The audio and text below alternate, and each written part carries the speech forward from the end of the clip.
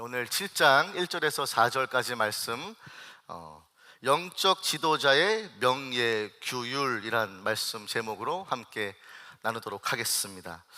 지난주가 저희가 말씀 나눴었을 때 어떤 말씀들을 나눴었냐면 금단 현상에서 독자성 회복하기라고 했어요. 여러분, 우리가 어떤 한 것에 집중하다 보면, 거기에 몰두하다 보면 중독될 때가 있죠. 거기에 어떤 루틴과 패턴이 반복적으로 이루어질 때, 단 것들을 너무 많이 먹어도 탈이 나고, 짠 거를 너무 많이 먹어도 탈이 나고, 자극적인 것들을 계속적으로 섭취할 때 우리는 몸에 탈 나듯이 영적으로도 마찬가지죠. 잘못된 것들, 하나님 기뻐하지 않는 모습들, 죄악들을 지속적으로 반복적으로 행할 때 우리는 중독에 걸리고 영적인 금단 현상까지도 올 수 있다고 말씀드렸습니다. 그래서 성벽을 재건한 지금 이 시점이 사실은 굉장히 중요한 시간이다라고 말씀드렸죠. 성벽을 완공했으니까 이제 다 끝났다, 손 놓고서 이제 우리는 다 잘 될 거야 라고 했던 것이 아니라, 느헤미야는 즉각 성문의 문지기를 세움으로 말미암아 지금 있는 나의 삶에서 아니라고 내가 안심했던 부분들이 있다면 그런 것이 아니라 이제는 더욱더 내가 능동적으로 내가 경계심을 갖고 내 삶을 잘 운영해 나가야 된다 말씀을 드렸죠. 그래서 이 문지기는 아까 우리 승진 집사님 기도하신 것처럼 레위인을 세웠습니다. 그렇죠? 네, 승진 집사님이에요. 레위인을 세워서 성벽뿐만 아니라 성전뿐만 아니라 성벽도 거룩하다. 그래서 매일을 우리가 거룩을 연습해야 하고 하나님 앞에서 살아야 한다 말씀드렸습니다. 오늘도 마찬가지로 비슷한 맥락과 주제를 가지고 말씀을 전할 거예요. 유다 사람들이 예루살렘을 돌아와서 포로로 귀환되어서 정착한 지 얼마 되지 않았는데, 그 시점에서 그들은 이미 익숙해져 버렸던 게 있죠. 자신들이 계속 범죄하고 패턴적으로 지속적으로 자신들의 삶에서 지었던 죄악들이 이미 중독되어 있는 상태였다라고 말씀했습니다. 그뿐만 아니라 외부에서 문제뿐만 아니라 내부에서도 여러분 문제가 있었죠. 도비아 산발락 같은 사람들이 와서 유다 귀족들과 내통하고 서로 편지를 주고받는 것들을 저희가 보게 됐어요. 그런 면에서 이 반란이 언제든지 일어날 수가 있고, 내부 안에서도 외부에서는 언제든지 공격을 받을 수 있는 상황이 바로 지금 이 상황이죠. 그러면 이 오랜 시간 동안 죄악으로 물들어져 있었던 이런 유다 사람들이 어떻게 디톡스 해야 되는가 오늘 좀 보기 원하는 거예요. 디톡스가 뭐죠? 디톡스가 뭐예요? 혹시 디톡스 다이어트 해보셨어요? 네, 제가 아는 친구가 있었는데 디톡스는 그거는 불가능하다라고 얘기했었는데 마찬가지로 죄를 계속 짓고 중독과 또 금단 현상에서 빠져나오려면 이 디톡스, 그죠? 내 인톡시케이트된 나의 영적인 부분들까지도 디톡스 해야 된다는 것이죠. 그래서 정화와 이 해독의 과정은 여러분 이제부터 시작인 거예요. 이 성화라는 것이 평생의 성화잖아요. sanctification. 내가 구원을 받았다고 해도 당장에 내가 어떤 성자나 성군처럼 거룩하고 완벽한 사람이 되는 것이 아니라는 것을 여러분들이 잘 아실 거예요. 그렇죠? 내가 예수를 믿고 잘 살아보고 내가 믿음으로 살겠다, 말씀으로 살겠노라 다짐하지만 또 다시 넘어지고 낭망하고 같은 죄를 반복적으로 짓는 우리의 모습을 볼 때 여러분 낙심하지 않습니까? 그래서 이 성화는 지속적으로 진행되어야 돼요. 왜냐하면 우리는 이미 죄로 인해서 죽어있던 영혼이었고, 죄인이라고 하면 죄를 짓는 것이 더 편하겠죠. 죄를 짓는 것이 더 자연스럽겠죠. 마찬가지로 오늘 말씀에도 유다 백성들이 죄를 짓는 것이 너무나 자연스러웠다면, 내가 인간적인 생각들과 세속적인 방법들로 이미 내 삶을 채우고 있었다면 이거 어떻게 해독해야 하는가, 정화시켜야 하는가, 오늘 말씀을 보기 원하는 것입니다. 자, 그러면 문짝을 달고 문지기를 세우고 오늘 본문 2절에 느헤미야가 어떤 일을 하는지 여러분 혹시 캐치하셨습니까? 바로 2명의 예루살렘을 다스릴 지도자를 세웁니다. 한번 볼까요? 본문 2절, 네, 감사합니다. 엄청 빠르네요 오늘. 네, 스피디합니다. 감사해요. 자, 한번 2절 같이 읽어볼까요? 시작. 하나니와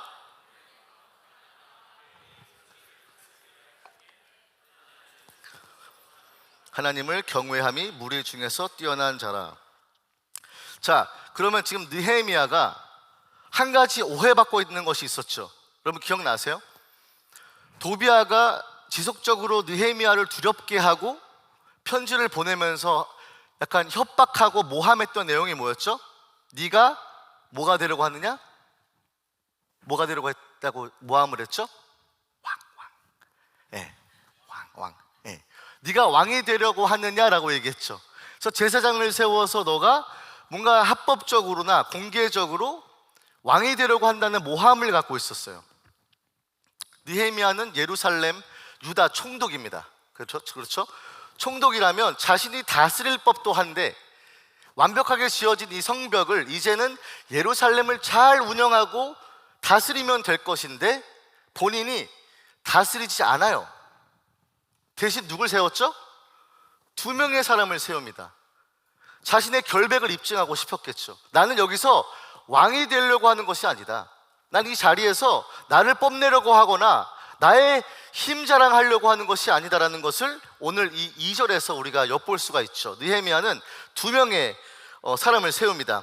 첫 번째 사람이 누구였죠? 내 아우 하나니였어요. 하나니. 다 같이 한번 해볼까요? 하나니. 이름이 좀 헷갈려요. 두 번째 나온 사람은 하나냐. 다 하나니, 하나냐. 오케이, 헷갈리지 마세요. 그러면 느헤미야의 동생은 누구예요? 하나니.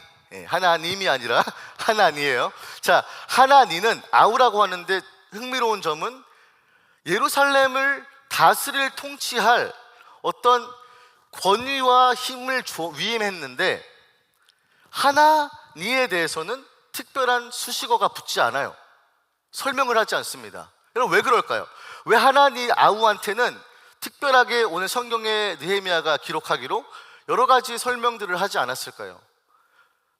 예루살렘을 다스릴 만한 사람이라면 어떤 자격 조건이나 내가 이런 점이 좋아서 하나니를 내가 다스릴 사람으로 리더로서 지도자로서 세운 거야 라고 서술하지 않아요. 왜 그런가 하면 하나니는 이미 느헤미야와 함께 예루살렘을 마음으로 품고 같이 울고 고통당하는 유다 백성들을 위해서 지키고 싸웠던 사람이기 때문이에요. 그러니까 느헤미야가 일부러 자기 동생에 대해서 깊게 얘기 안 한 이유는 동생이 밉거나 뭐 질투해서가 아니라 이미 지금 동생 그 아우 하나니는 우리 형제들은 옷도 벗지 않고 무기를 들고 나갔다 기억나시죠? 예, 형제들, 자기 아우도 얘기하는 거예요. 마찬가지로 녹봉을 받지 않았을 때 그때도 내 형제들은 녹봉을 받지 않고 유다 사람들을 위해서 열심히 일했다는 것을 누누이 얘기했어요. 저희가 느헤미야 1장에서도 하나니는 예루살렘에서부터 수산성을 왔다 갔다 왕복을 하죠. 그게 4개월의 여정입니다. 그 4개월 여정 동안 느헤미야뿐만 아니라 자기 아우 하나니까지도 열심히 그 일들을 감당하고 있었기 때문에 느헤미야의 포인트 오브 뷰에서는 뭐예요? 굳이 설명할 필요가 없다. 수식어가 붙을 필요가 없다는 것이죠. 그래서 오늘은 저는 하나니 말고 하나냐에 대해서 한번 보고 싶은 거예요. 영적 지도자로 세워진 하나냐의 모습에서 우리가 어떤 것들을 발견할 수 있는가. 느헤미야는 그리고 하나님이 세워주신 영적인 지도자, 리더라면 어떤 자질을, 어떤 것을 우선적으로 가지고 있어야 되는가라는 것이죠. 자, 그러면 첫 번째 포인트는 이겁니다. 하나냐는 뭐예요? 설명하기로 뭐라고 되어 있습니까? 첫 번째로 하나냐는 충성스러운 사람이요 라고 되어 있어요. 오늘의 첫 번째 포인트, 영적 지도자의 품격, 영적 지도자로서 가지고 있어야 할 자질, 다른 것이 아니라 충성스러운 사람이다 라는 것이에요. 충성스러운 사람. 이 충성은 여러분 어떤 맹목적으로 무조건적으로 오케이맨을 얘기하는 것이 아니에요. 충성에 대한 원어가 있는데 이건 에메트라는 단어입니다. 이 에메트라는 단어가 무슨 의미냐면 진리, 신실함, 신뢰성, 확고함, 영어로 보이죠? truth. 이게 진실뿐만 아니라 진리를 얘기할 때도 얘기하죠. truth. 그리고 faithfulness, reliability, 그리고 firmness, 확고하다라는 뜻이죠. 그래서 지금 이 충성에 나온 단어 이 에메트가 우리가 생각하기로는 뭔가 상사에게 네, yes sir 하는 어떤 오비디언스나 순종적으로 하는 모습들도 분명히 있겠죠. 하지만 원어적인 의미는 진리에 대해서 이야기하고 있는 거예요. 흥미로운 점이 또 하나 있다면 에메트가 쓰여진 곳은 100% 무조건적으로 모두 누구와 연관되어 있냐면 하나님과 연관이 되어 있습니다. 그래서 하나 예를 들어볼게요. 시편 25편 6절을 보시면 이렇게 되어 있습니다. 주의 진리, 에메트 나오죠. Lead me in your truth. 이게 충성이라는 단어가 동일한 단어가 쓰여진 거예요. 주의 진리로 뭐예요? 나를 지도하시고 교훈하소서. 주는 내 구원의 하나님이시니 내가 종일 주를 기다리나이다. 그러니까 충성은 여러분 보면 일반적인 우리가 생각했던 어떤 인간적인 생각들의 충성심이 아니라 진리가 뭐예요? 기반된 충성심이라는 거예요. 믿으십니까? 그게 중요한 거죠. 일반적으로 충성할 수 있어요. 여러분 상사한테 충성하시죠? 잘릴까봐, maybe 짭을 잃을까봐, 그렇죠? 막 리벨리어스하게 나 안 해, 막 이렇게 할 수 있어요? 윗사람한테? 일터에서? 교수님이 갑자기 숙제 내줬는데 나 안 해, 이거 할 수 있어요? 불가능하죠. 그러니까 우리가 생각하는 충성이라고 하면 보통은 우리가 인지하고 사고하는 게 윗사람에게 하는 어떤 기본적인 순종과 리스펙트를 생각할 수 있지만 성경적인 이 순종과 충성은 에메트라는 단어는 진리에 기반됐다는 거예요. 근데 진리가 누구예요? 예수님이시고 우리 하나님이시죠. 그래서 시편 말씀에 뭐예요? 주의 진리로 나를 지도하소서. 주의 에메트로. 그렇기 때문에 지금 하나냐가 지금 충성스러운 사람이다 라고 얘기하는 것은 그냥 느헤미야의 말을 잘 듣는 딸랑딸랑이가 아니라 하나님의 진리의 말씀에 의거하여서 거기에 기초를 둔 사람이기 때문에 내가 충성하겠다라는 충성심이라는 거예요. 이게 다른 거죠. 그리고 여러분 이 충성이라는 에메트가 사실은 그 어원, 이 월드 오리진이 있는데 그게 바로 아만이라는 뜻입니다. 이 아만이라는 단어는 여러분 위에 나오죠? 오늘 미디어팀이 아주 재빨라요. 네. 신실, 충실하다, 신뢰하다, 그리고 마지막 요거 주시하세요. 뭐라고 써 있어요? 믿다라고 되어 있죠. 그래서 to be faithful, to trust, 마지막으로 to believe.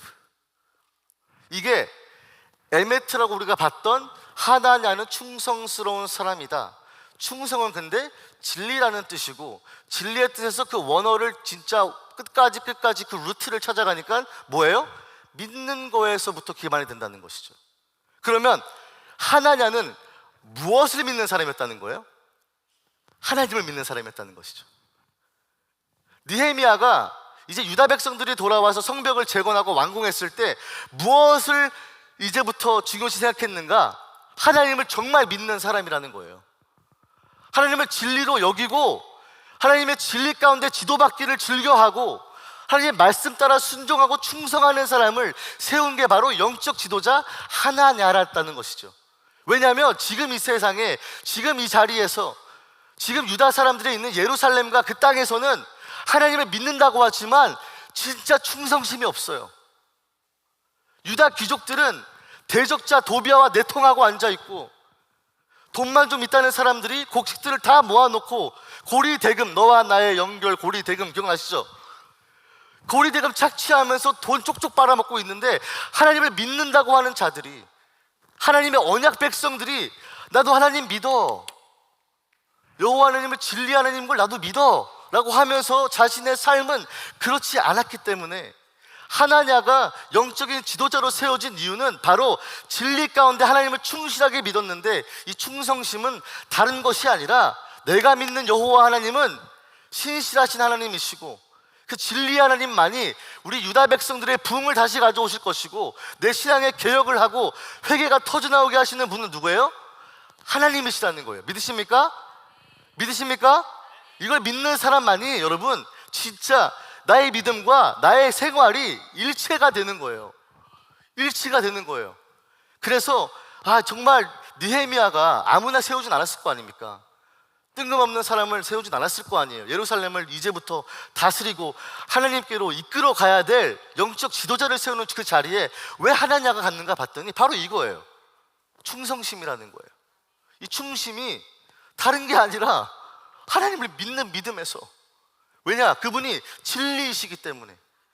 truth, 유일한 truth, 내 진리는 걸 믿고 신뢰하기 때문에 그 충성심이 발휘가 되고, 그 충성심이 있다면 사람들을 데리고 이제 이끌을 때 사람에게 사울 왕처럼 사람 때문에 사람 보면서 사람에게 마음을 빼앗기는 것이 아니라 오직 하나님께만 집중하고 있으니까 백성들이 이제는 자기를 따라오면서 하나님께로 올라갈 수 있는, 이끌 수 있는 리더십이었다는 것이죠. 창세기 15장 6절 한번 볼까요? 보세요. 아브람이 여호와를 뭐예요? 믿으니. 이것서 히브리어가 뭐냐면 아만이에요. 아만. 여호와께서 이를 그의 의로 여기시고, and he believed. 아만. 이게 충성했다는 거예요. 여호와 하나님을 믿으니까 단순한 나의 loyalty, allegiance가 아니라, 나의 simple obedience가 아니라 나의 의가 되는 거예요. 하나님이 나를 의롭다 여기시는 것이 바로 이 믿음에 근거한 것인데, 그 충성심이야말로, 그 기반이야말로 하나님을 믿는 믿음이었다는 것이죠. 자, 그래서 여러분 ESV 보시면 faithful이라고 나오잖아요. faithful. 그러면 여러분 이게 무슨 말이냐면은 full of 뭐예요? full of faith. 말이 되죠. 이제 충성심은 믿음인 걸 믿으시기 바랍니다. 내가 충성할 수 있는 이유, 내가 충성할 수 있는 동력, 내가 충성할 수 있는 어떤 삶의 기준은 바로 다른 것이 아니라 세상의 어떤 유익과 이득과 내가 진급하고 승진하고 좋은 집 살고 좋은 데 사는 것이 아니라, 내가 충성하는 이유는, 하나님께 충성하는 이유는 하나님이 진리이시기 때문임을 믿으시기 바랍니다. 단지 그 이유예요. 그래서 full of faith. 아브람도 믿음의 조상이라 그러죠. 본토 친척 아비집을 떠나라고 했을 때 믿음으로 떠났다고 그랬어요. 하나님의 말씀을 따라 떠났다 그랬어요. 그리고 믿음은 하나님을 기쁘시게 한다 그랬어요. 마찬가지로 충성심은요, 그냥 내가 잘하겠습니다, 네네 오케이, 이런 어떤 하이어키 말하는 그런 위계 질서의 순종이 아니고, 충성심이 아니라 하나님의 진리인 것을 믿는 믿음의 기반을 둔, 그래서 faithful 인 줄 믿으시길 바랍니다. 자, 그러면 여러분 우리가 하나의 예를 좀 들어볼게요. 우리가 지금 어디 큐티하고 있죠? 누가복음하고 있죠. 네, 많이 안 들리는 거 보니까 큐티 안 하시는 것 같아요. 누가복음하고 있는데, 여러분 예수님께 칭찬받은 사람들이 몇 없는 거 아시죠? 근데 예수님이 칭찬했던 사람이 한 명 있습니다. 누구였죠? 백부장이었어요. 이건 하셨나 보네. 할렐루야. 그래서 지난 큐티 본문 이제 7장에서 1절부터 10절 보면은 이 백부장이라는 사람이 나오는데, 이 사람은 예수님이 이렇게 평가했어요. 이스라엘 중에서도 이만한 믿음은 만나보지 못하였노라 라고 칭찬했어요. 어마어마한 칭찬 아닙니까? 예수님 여러분에 오셔서 나는 지금 이 얼바인 땅에서, 이 오렌지 카운티에서 이만한 믿음을 본 적이 없다. 그런 칭찬 들으면 얼마나 기쁘겠어요. 그렇죠? 근데 이 백부장이 그 칭찬을 들어요.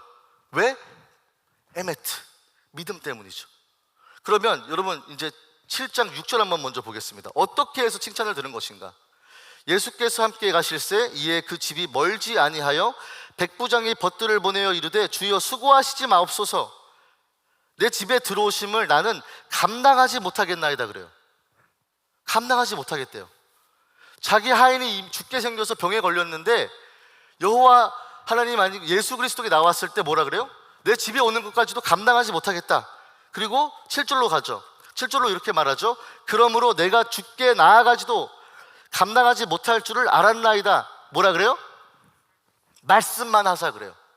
말씀만 하사. But say the word. 말씀만 하래요. 내 하인을 낫게 하소서. 8절. 이게 어떤 믿음인지 봤더니 이 백부장이 가지고 있었던 자신의 충성심에서 나온 거예요. 나도 남의 수하에 든 사람이다. 영어로 뭐라고 되어 있어요? For I too am a man set under authority. 그렇죠? 나도 어떤 권세와 권력 아래에 있는 사람이다 라고 이야기하죠. 자기의 포지션을 정확하게 이해하고 있는 사람이에요. 그리고 뭐라 그래요? 내 아래에도 병사가 있으니 이더러 가라 하면 가고 저더러 오라 하면 오고 내 종더러 이것을 하라 하면 하나이다 라고 이야기하고 있어요. 그러면 칭찬의 이유가 뭐예요? 예수 그리스도를 어떤 분으로 믿은 거예요? 전능하신 하나님을 믿은 거죠. 왜 그랬어요? 말씀만 하래요. 말씀으로 뭐가 창조되었어요, 여러분? 태초에 말씀이 다 말씀으로 창조되었잖아요. 그냥 백부장이, 이 사람 분명히 아무래도 이방인이었을 텐데, 이방인이 갑자기 예수 그리스도께 오더니 하인을 제발 좀 살려주십시오, 제발 살려주십시오. 그런데 내 집에 오실 필요도 없습니다. 말씀만 하십시오. Just say the word. 그거밖에 없었어요. 그래서 이 사람이 칭찬을 받은 이유는 그가 충성심이 있었는데, 그 충성심은 예수 그리스도를 믿는 그 믿음의 기반이 전능하신 하나님이신 줄 믿었기 때문에 이러한 고백이 나올 수 있었던 것이죠. 그래서 나도 남의 수하에 든 사람이다, 나도 마찬가지로 어떤 권력이나 어떤 어토리티 밑에 있는 사람이다 라는 것을 인지하면서 나의 질서를 아는 사람이고, 내 윗사람이 이야기하면 나는 그것에 충성하는 사람이다. 마찬가지로 예수 그리스도께서 그러면 어떤 능력이 있다는 거예요? 모든 질병을 말로만 치유할 수 있는 능력이 있다는 거 아닙니까? 아멘? 그걸 믿은 거예요. 백부장은 그거를 믿은 거예요. 신뢰했던 거예요. 그러니까 말씀만 하면 다 치유될 것을 알기 때문에 우리 집에도 올 필요도 없습니다 하니까 예수 그리스도께서 말씀하시기를 너의 믿음이 이스라엘 여기 있는 사람들보다 정말 뛰어나다 라고 했던 부분이 바로 그 부분인 거죠. 이 백부장은 이방인인데도 불구하고 예수 그리스도를 메시아, 하나님의 아들인 것으로 인정하고 믿고 있었던 그 믿음의 기반, 그렇기 때문에 충성했던 것입니다. 오늘 설교 제목을 제가 영적 지도자의 명예 규율이라고 적었는데, 명예 규율하면 사실은 좀 여러분들 생소하시죠? 명예 규율은 영어로 뭐냐면 honor code였어요. honor code. honor code 들어보셨죠? 예. 뭐 명예 규범 이런 거죠. 제가 우리 리더십 수양회가 있어서 리더십에 관한 책들을 좀 보고 있는데, 그 책 중에서 그 웨스트포인트 여러분 아세요? 웨스트포인트 사관학교? 예. 이 웨스트포인트 아카데미가 있는데 책도 올라오네요. 너무 빨라 오늘. 한 2분 더 나보다 앞서가 있어. 웨스트포인트 리더십의 저수란 레리 더니스라는 분이 계세요. 근데 여러분, 이 웨스트포인트 사관학교가 세계적으로 엄청난 지도자들을 배출했거든요. 그리고 뭐 여기 존 맥카르터, 존이 아니지 맞나? 더글라스 맥카르터, 더글라스 메가더, 뭐 아이젠하워, 이런 분들, 아이젠하워 이런 분들을 이렇게 배출해낸 되게 유명하고 약간 좀 덕망 있는 그런 학교라는 걸 여러분들이 아실 거예요. 근데 여기서 이 레리 더니슨이라는 사람이 어떤 부분들을 멘션하냐면은, 이 사람이 이렇게 얘기하는 거예요. 왜 이 사관학교 웨스트포인트가 정말 걸출하고 유명한 미국 전역에, 심지어 학교의 총장까지도 역임하게 되는 그런 리더십이 있는 그런 지도자들을 어떻게 배출했을까에 대해서 이제 책을 저술한 거예요. 그래서 보시면 또 West Point Way of Leadership이라고 되어 있죠. 그 리더십에 관한 이야기인데, 이 사람이 이런 말을 해요. 이 사관생들이 들어오면, 이제 카데스로 들어오게 되면 그들을 교육시킬 때 다음과 같은 명예 규범을 철저하게 지킬 것을 요구한대요. 그러니까 모든 사람들이, 훈련생들이 들어올 거 아니에요?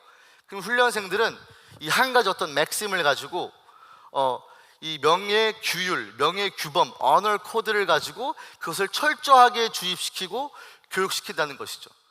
그걸 철저하게 교육받은 사람들이 나중에는 훌륭한 리더십으로 발전했다라는 것이 이 사람의 주장인데, 궁금하지 않아요, 여러분? 그러면은 이 명예 규범이 뭘까 궁금하잖아요. 그래서 제가 가져와 봤어요. 보세요. 우리는 사관생도로서 거짓말을 하지 않으며, 뭐 당연한 얘기겠죠. 속이지도 않고 훔치지도 않으며 그런 행동을 하는 사람을 보고 참지도 않는다. 그래서 cadet will not lie, cheat, steal, or, 여기가 포인트예요, or tolerate those who do. 사실은 거짓말하는 거, 뭐 치링하는 거, 스틸링하는 거, 이런 것들은 우리가 쉽게 납득이 가요.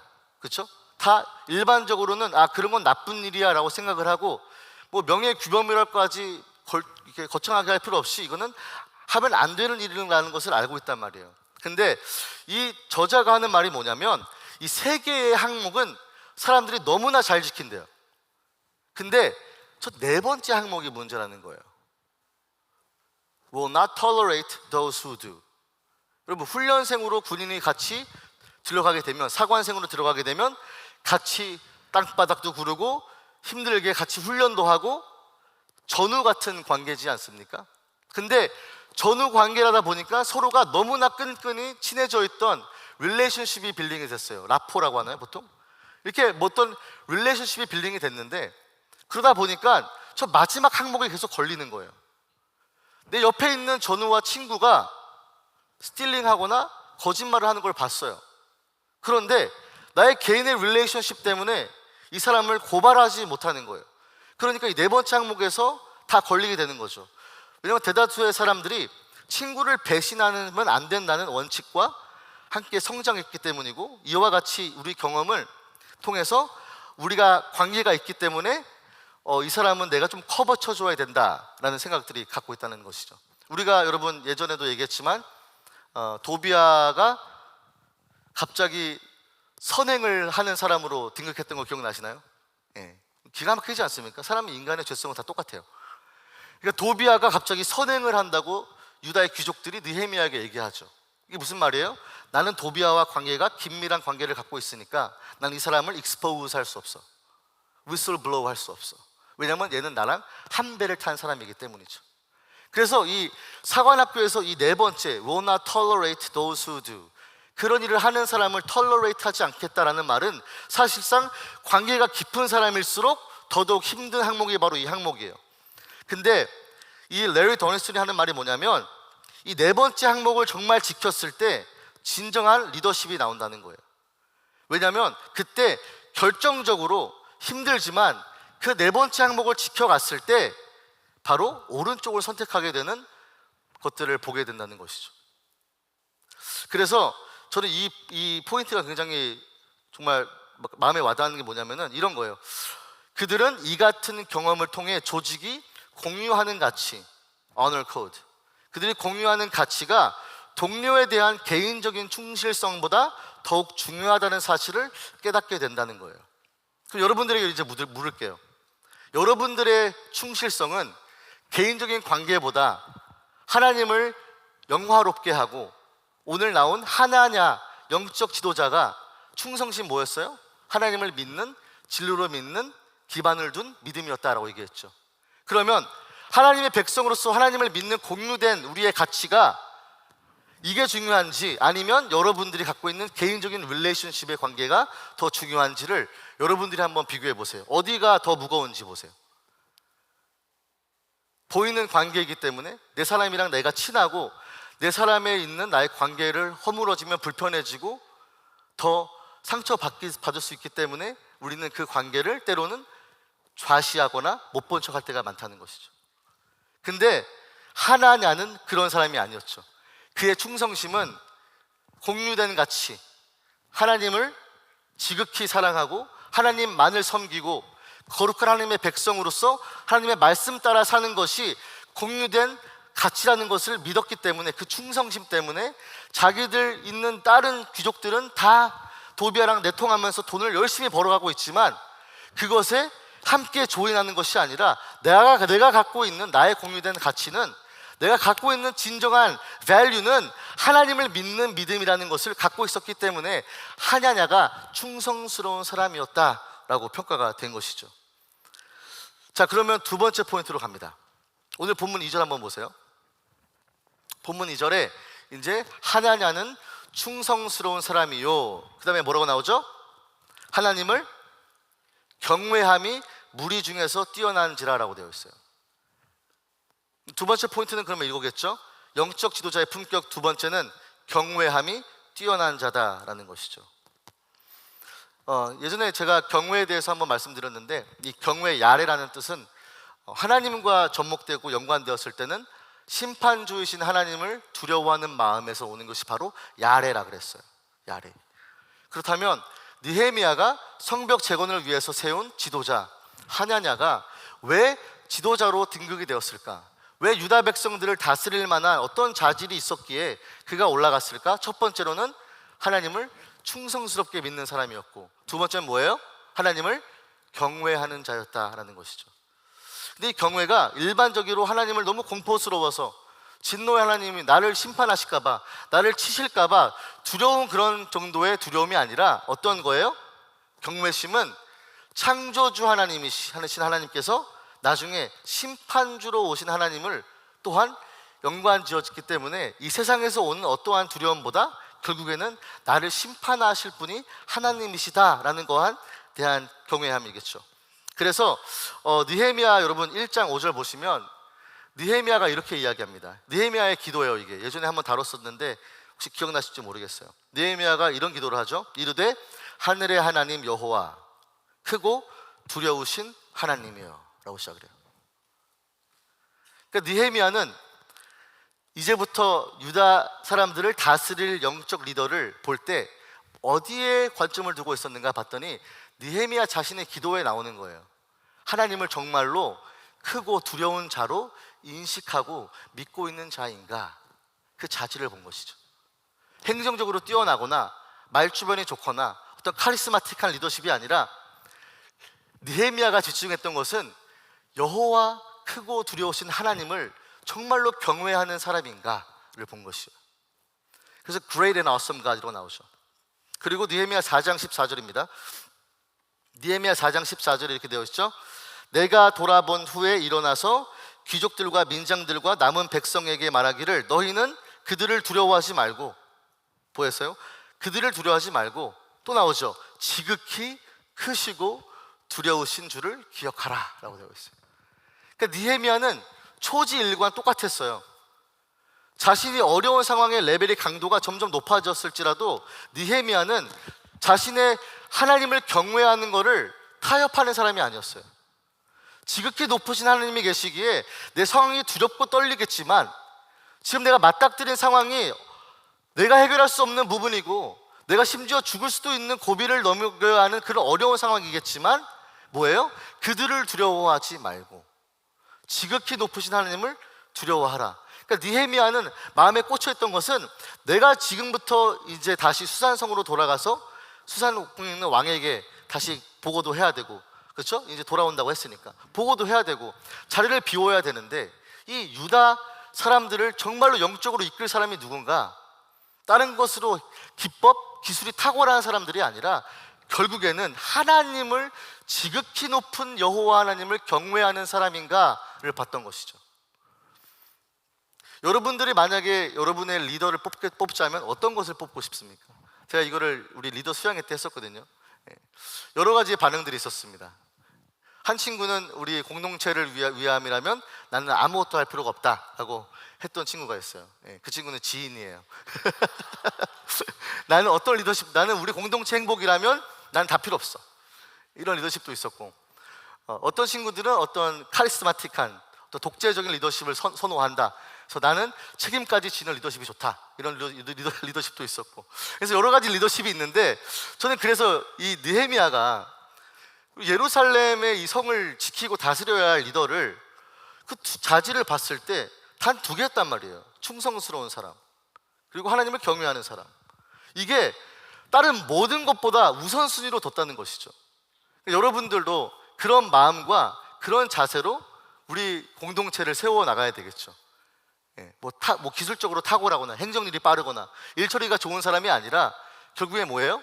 하나님을 믿는 믿음에 기반해서 충성심이 있는 사람, 그리고 거기서 나아가서 다른 생활과 다른 어려움들이 많이 닥쳐와도 그들을 두려워하는 것이 아니라 지극히 높으신 하나님을 두려워해서 그 경외함으로 사는 사람, 믿으십니까? 그런 사람이 여러분들이 리더가 되어야 되는 거 아니에요? 그렇죠? 돈 많아서 밥 잘 사주는 사람이 여러분 리더가 되길 원하십니까? 셀 목자가 지갑을 잘 열어, 좋은 리더야. 그럴 수도 있겠죠. 근데 여러분이 정말, 내가 사실은 거룩한 제사장이라 그러잖아요. 성도는 여러분 거룩한 제사장으로 부름받은 우리가 소명 있는 자들이잖아요. 그렇다면 이 땅에서 우리가 레위인의 마음으로, 제사장의 심정으로 그런 책임감을 갖고 빛과 소금의 역할을 감당하는 리더, 세상의 지도자라고 한다면 여러분이 집중해야 될 것은 다른 것이 아니에요. 다른 것이 아니라 하나님을 믿는 진리에서 기반을 둔 충성심이 있는가, 그리고 하나님을 그 어떤 것보다도 이 세상에 어떤 것보다도 두려워하고 경외하는 그 경외심이 있는가? 딱 이 두 가지를 보시면 된다 이거죠. 그리고 그 두 가지가 여러분들 가운데 강력히 임하고 발전되기를 주님의 이름으로 축원합니다. 이 두 가지가 있다면 넉넉히 이기겠죠. 자, 그렇다면 하나님을 향한 경외심이 왜 이렇게 중요한가? 궁금하지 않습니까? 우리가 사실 지난 느헤미야 강의를 통해서도 경외에 대해서 많이 다뤘었어요. 근데 전 조금 더 오늘 깊게 가기를 원하는 거예요. 왜 이 경외심이 그렇게 중요할까? 한 가지 예를 또 드릴게요. 여러분이 잘 아는 사건이 있습니다. 한 아빠가 자기 아들을 칼로 찔러 죽여버리려고 하는 사건이 있었어요. 혹시 아십니까? 창세기에서 힌트 더 주려요? 아브라함이 자기 아들 이삭을 제단에 올려놓고 치려고 했던 사건이죠. 이게 무슨 말도 얼토당토하는 사건이에요. 그렇죠? 예. 초신자, 세신자들은 분별해서 들으세요. 그렇죠? 예. 우리 사람을 죽이는 종교로 알면 안 되잖아요. 그렇죠? 예. 성경에 아브라함이라는 사람이 있는데 자기 아들 이삭을 하나님이 시험을 하죠. 바치라고 합니다. 번제로 바치라 그래요. 번제가 뭐예요? 불로 활활 태워서 싹 다 태워버리는 게 번제란 말이에요. 그런데 하나님이 아브라함의 믿음을 보시고 싶으셨어요. 그래서 네 아들 이삭 독자 아들을 바쳐라 라고 창세기 22장 12절에서 진행이 되다가, 그래서 딱 아들을 딱 죽이려고 할 때 사자가 나타나서 아브라함을 멈춥니다. 할렐루야. 쳤으면 이제 사실은 좀 힘들어졌을 거예요. 그렇죠? 하지만 멈췄어요. 우리 한번 읽어볼까요? 시작. 사자가 이르시되 그 아이에게 내 손을 대지 말라. 그에게 아무 일도 하지 말라. 내가 내 아들 내 독자까지도 내게 아끼지 아니하였으니 내가 이제야 내가 하나님을 경외하는 줄 아노라. 그래서 뭐가 나와요? 내가 나를 이제 경외하는 줄 알겠대요. 어떤 때예요? 근데 경외가 왜 중요하냐면 저 포인트이기 때문이에요. 내게 아끼지 아니하였으니, 아끼지 아니하였다는 거예요. 경외심이 뭐랑 연관되냐면 아끼는 거, 내가 아끼는 거. 하나님이 아브라함에게 봤을 때 너가 나를 이제 경외하는 줄 알겠다라고 얘기했던 것은 지금 치기 바로 전에 이삭을 바로 죽이려고 했던 마음 먹어서 딱 치려고 했을 때 그 아브라함의 마음에 뭐가 있었다는 거예요. 그 독자 이삭을 지극히 지독하게 사랑하고 아꼈다는 거죠. 근데 그 아끼고 아꼈던 독자 이삭을 아끼지 않았대요. 내어드렸대요. 이게 경외랑 연관되어 있는 거예요. 결과적으로 말하면 여러분, 이 경외는 뭐냐면 내가 가장 아끼는 것이고 내 것으로 취하지 않고 아낌없이 다 내어드리는 것이 경외라는 것이에요. 그 자연스럽게 결과적으로 내가 가장 사랑하는 것을 나타내겠죠. 아브라함은 자기의 아들을 정말 사랑했을 테니까. 정말 사랑했을 테니까. 그래서 이 아끼고 있는 것이 여러분 경외랑 연관되어 있는데 여러분 보셔야 돼요. 여러분 아끼는 것이 만약에 오늘 사라진다고 생각해 보세요. 그러면 어떤 감정이 들어요? 두렵겠죠. 여기서 딱 클릭이 되죠. 왜 느헤미야가 영적 지도자가 가져야 할 품격이 경외심일까? 근데 일반 경외심이 아니라 경외심이 뛰어난 자라라고 얘기했어요. 뛰어난 자. 근데 어떤 경외심이길래 정말 뛰어났나? 경외심은 내 아끼는 것에 대한 리플렉션을 보여주기 때문이에요. 여러분이 만약에 아끼는 거 혹시 있다면 하나님이 그걸 가져간다고 하면 여러분 두렵겠죠. 그러니까 여러분 보셔야 돼요. 내가 아끼는 거에 대한 두려움이 더 큰지 아니면 하나님이 더 큰지 그걸 보셔야 돼요. 만약에 내가 아끼는 것이 너무나 내가 아끼고 사랑하고 너무 존귀하게 여기기 때문에 내가 값지게 여기기 때문에 하나님께 내어줄 수 없다?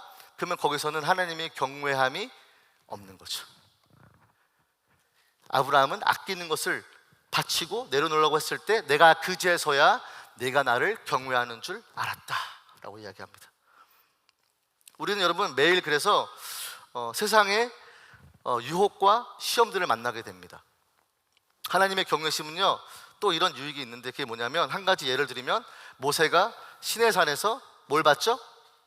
십계명을 받죠. 십계명을 받아서 내려옵니다. 내려왔을 때 백성들이 모세의 모습을 보고 두려워하고 벌벌 떨었어요. 그때 모세가 율법을 받고 하나님의 십계명을 받고 내려왔을 때 한 말이 바로 출애굽기 20장 20절에 기록되어 있는데, 이 경외함이 어떤 유익을 가져다 주는가 봤더니 이거예요. 모세가 백성에게 이르되 두려워하지 말라. 하나님이 임하심은 너희를 시험하고 너희로 경외하여 뭐예요? 포인트가 뭐예요? What's the point? 범죄하지 않게 하려 합니다. 왜 느헤미야가 영적 지도자로 하나냐를 골랐는데 그는 충성스러운 자뿐만 아니라 경외심이 뛰어난 자라고 얘기했던 이유가 뭐냐면, 그들은 하나님이 두려워서 범죄하지 않는 사람이었다는 거예요. 할렐루야? 이런 사람 있습니까? 하나님께 범죄하지 아니하기 위해서 하나님을 경외하는 것은 무엇이냐면, 내가 범죄할까 봐 벌벌 떨고 두려워한다는 거예요. 하나님이 지금 여기 계시고 나를 바라보고 계시고 불꽃 같은 눈동자로 나를 보고 계시기 때문에 세상에서 어떤 죄악도 범하지 않겠다. 내가 혼자 있고 은밀한 시간과 생각과 장소에서도 내가 아버지께 범죄하지 않겠다. 그게 바로 뭐예요? 경외라는 거죠. 내가 아끼는 거, 내가 은밀히 즐기는 거, 내가 사랑하는 거, 그것을 아낌없이 드릴 수 있는 것이 경외인데, 이 경외의 유익은 결국엔 뭐냐면 내가 하나님께 범죄하지 않게 하기 위한 장치고 그 유익이 있다는 것이죠. 여러분, 마찬가지로 느헤미야도 똑같은 말을 했습니다. 6장 13절 뭐라 그래요? 그들이 뇌물을 준 까닭은 날 두렵게 하기 위함이래요. 이거 스마냐 얘기죠. 제사장 스마냐가 외소로 들어가야 된다라고 막 닥달거리고 그때였을 거예요. 그래서 외소로 도망가서 숨자, 우리 외소로 들어가서 이제 목숨을 좀 부지하자라고 얘기했을 때 나중에 느헤미야가 다 알아차린 후에 한 말이 이거예요. 그들이 뇌물을 준 까닭은 나를 뭐예요? 두렵게 하기 위함이라는 거예요. 내 생명을 정말 나의 아끼고 가치 있는 것으로 여겼던 만약에 느헤미야였다면 외소로 도망갔겠죠. 하지만 그는 나 같은 자가, 기억나시죠? 나 같은 자가 하면서 외소에 들어가지 않겠다라고 얘기했어요. 왜냐? 하나님을 경외하는 사람이기 때문이었죠. 그래서 나를 두렵게 하고 이렇게 함으로 뭐예요? 범죄하게 한다라는 것이죠. 여러분들이 아끼고 있는 거 사실은 그게 여러분을 범죄하게 할지도 모릅니다. 여러분이 그거에만 몰두하고 집중하고 그거를 쫓기 위해서 거기에만 전력 질주하고 있다면 그거 하나님이 한번 아브라함에게 한 것처럼 시험할 수도 있어요. 그거 제단 위로 올려놔, 그리고 번제로 드려. 그럼 여러분, 그때 여러분의 마음이 정확하게 진단이 될 거예요. 아, 내가 이거 하나님보다 사랑했구나. 내가 아끼는 거가 사실은 이걸 더 아끼고 있었구나. 내가 왜 두려울까? 이 애지중지하고 있던 나의 소중했던 것을 잃어버릴 때 두려움이 나는 것처럼 느헤미야도 마찬가지. 내가 범죄하기 위해서를 두렵게 했대요. 맞아요. 하나님을 경외한다면 지극히 크신 하나님을 경외하고 믿고 그 충성심이 있다면 자기 생명이라도 다 내어드리고, 아브라함처럼 독자 이삭까지도 다 내어드리게 되는 것을 여러분 믿으시기 바랍니다. 저는 그런 믿음이 있는 예 삶을 꿈꿉니다. 여러분들이 내가 정말 아끼던 것이 세상의 어떤 부귀영화, 잘 나가는 거, 잘 되는 거, 여기서 머물러 있는 것이 아니라 내가 정말 경외하고 아끼고 사랑하는 것은 하나님 한 분이십니다. 한 분이면 내가 만족합니다. 이런 믿음과 이런 퓨어한 사랑이 회복되는 여러분 되시기를 주님의 이름으로 축원합니다. 말씀을 마무리하고 싶어요. 오늘 본문 2절 보니까 한 가지가 제 눈에 딱 들어왔어요. 뭐였냐면 하나냐는 충성스러운 사람이요 하나님을 경외함이, 여기서가 포인트예요. 무리 중에서 뛰어난 자라. 이거 보면서 야, 하나님도 차별하시네? 라는 생각도 들었어요. 무리 중에서 뛰어나다는 말이 뭐냐면, 지금 여러분 옆에 앞뒤로 앉아 있는 사람 중에서 경외함과 충성심이 레벨이 다를 수 있다는 거예요. 정확하게 얘기하죠. 하나님을 신뢰하고 충성하고 거기에서 오는 경외가 이게 레벨이 있다는 거예요. 여러분들이 묻고 싶어요. 여러분의 삶의 영역에서 하나님을 신뢰하지 못하고 믿지 못하는 영역이 분명히 있을 거예요. 그래서 이것만큼은 내 방식대로 할게요 하고 있었던 것이 분명히 있을 거예요. 내가 아끼는 거, 내가 정말 사실은 소중히 여기는 거 딱 하나 있을 거예요. 근데 여기서 무리보다 뛰어난 자라고 얘기한다면 그 영역을 여러분들이 하나씩 올라갈 수 있는지 보셔야 돼요. 느헤미야도 마찬가지였어요. 느헤미야도 맨 처음에는 일반적인 비난과 조롱 레벨로 시작했어요. 그때도 하나님을 경외했어요. 두 번째 단계는 뭐였어요? 공갈 협박을 했죠. 그 두려운 상황에서도 느헤미야 뭐했어요? 하나님을 경외했어요. 세 번째 뭐예요? 억울한 누명까지 썼어요. 모함 당했어요. 음모가 이루어지기 시작했어요. 마음이 두려워요. 느헤미야가 그렇게 얘기했어요. 내가 두렵다. 근데 그때 뭐 했어요?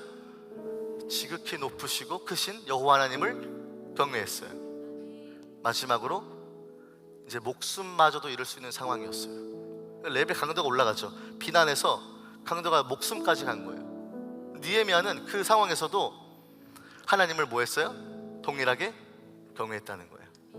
그래서 느헤미야가 예루살렘 이제 다시 하나님의 백성의 신앙을 다시 개혁하고 다시 하나님 앞으로 이끌어가야 될 영적 지도자가 다른 거 필요한 것이 아니라 그 진리의 하나님이신 하나님을 믿는 믿음에 나온 충성심이고, 어떤 상황과 어떤 어려운 환경에서도 내가 하나님을 경외하겠다 하는 그 경외심인 줄 믿으시길 바랍니다.